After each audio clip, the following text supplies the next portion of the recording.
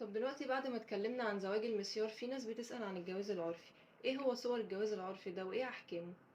انت عارف يعني ايه جواز عرفي؟ يعني في السر. برضه نفس المشكله اللي الناس مش يعني الناس بتسمع الكلمه فبتنصدم وبالتالي بتصدر الاحكام قبل ما تفهم الكلام. لو سمحت لا تصدر الاحكام قبل ان تفهم الكلام. بس دي قاعده احفظها، ولو سمحت اكتبيها.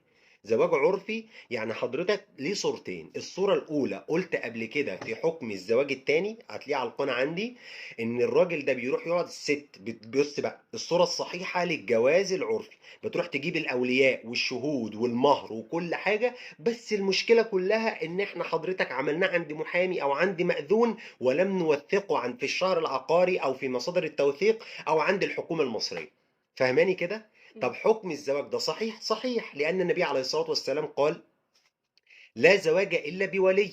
والنبي عليه الصلاة والسلام قال أيما امرأة زوجت نفسها بدون إذن وليها فنكاحها باطل باطل باطل.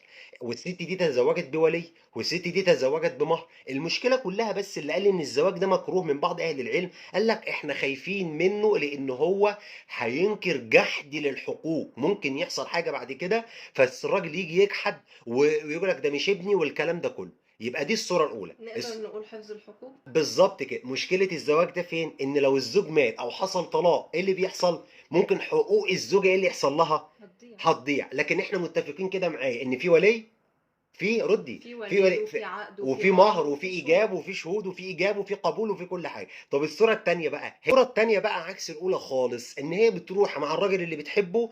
بص بقى، من غير ولي، من غير شهود، من غير مهر، من غير اي حاجه، رايحه تجوز نفسها بورقه، وعاده هو اللي بياخد الورقه، ونفضل نجري ورا بعض في الاخر زي القط والفار، وتحمل منه وتحصل جريمه شرف ومش عارف الكلام ده كله باطل. ايما امراه زوجت نفسها بدون ابن وليها فنكاحها باطل باطل باطل. ورواية أبو هريرة أنه قال المرأة التي تزوج نفسها بدون إذن وليها فهي الزانية. خلصنا المسألة.